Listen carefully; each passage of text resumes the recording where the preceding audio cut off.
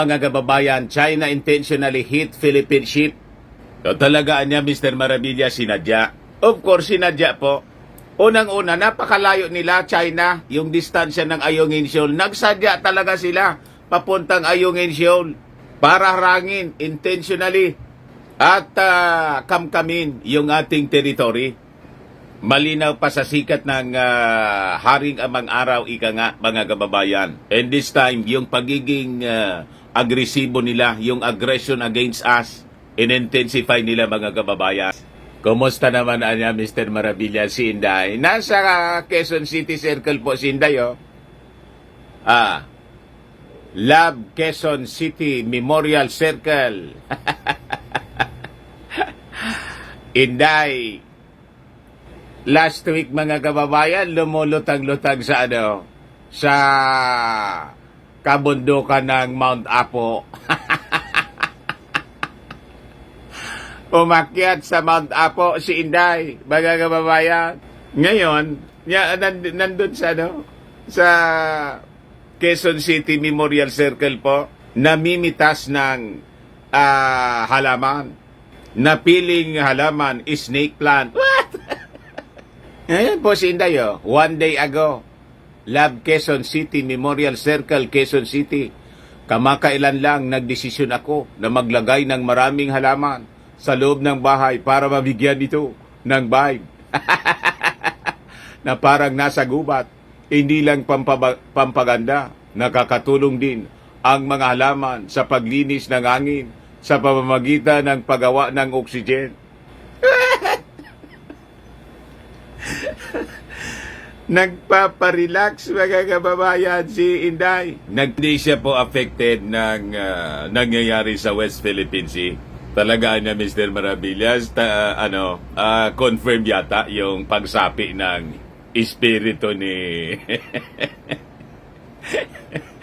ni Nanay kay Inday. Habang yung ating Pangulong Bongbong Marcos nasa command conference, wala nang haros pahinga. Galing pa lang siya sa Saudi Arabia.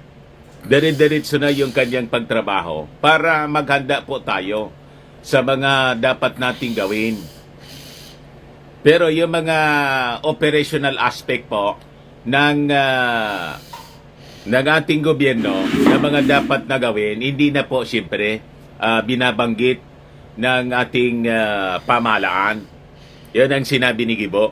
We cannot discuss that. Pero sabi nga natin, we really have to prepare sa mga eventualities. Pag-ready po tayo sa gera, nakikita na po ninyo ang pagputok ng gera kung saan-saan.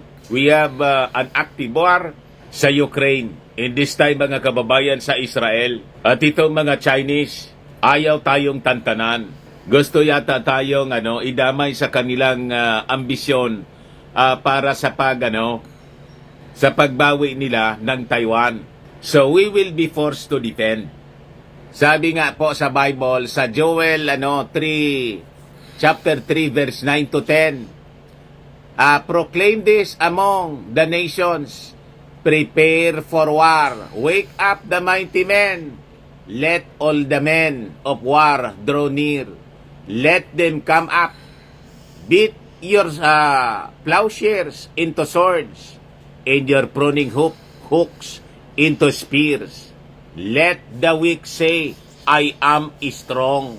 Huwag po nating ay mga nagsasabing hindi natin kaya, you will be forced na kayanin ito. Pag hindi po natin kinaya, mawawalan po tayo ng bansa. Tulad ng mga pinsan natin na mga Hudyo. Yung mga Hudyo, di ba nawalan sila ng bansa? For almost 2,000 years. Tayo na mga Ophirians na pinsan na mga Hudyo, mga kababayan. Pag hindi po tayo nagkaisa at magpalin lang po tayo dito sa mga makapili ng ating panahon, malamang ganon din ang ating sapitin po. Huwag naman sana, mga kababayan. So, we will be forced to defend. Sabi nga po, tayo, ayaw man natin makipag-away. Pero, right now, inaaway po tayo. And we have to defend. Mali po na sabihin natin na hindi natin kaya. Sabi mismo sa Bible, Ano sabi diyan? Let the weak say, I am strong. Naintindihan ninyo? Mga laging nagsasabi, hindi natin kaya, tulad ni Maudigs. Pag sinasabi natin na hindi natin kaya, talagang lalamunin po tayo. Yun ang ginagawa sa atin ng mga Chinese ngayon. Kasi nalalo silang na-embolden. Takotan niya eh. Mga duwagan niya yung mga Filipinos. Takot sa atin kasi malakas tayo na bansa. So tama ito pong ginagawa ng ating Pangulong Bongbong Marcos na tumayo laban dito po sa pambubuli ng China. And we engage our allied countries tulad ng Amerika, tulad ng European Union, tulad ng Japan, South Korea, Australia, para tumulong po sa atin. Kasi po, matindi po ang pagnanasa.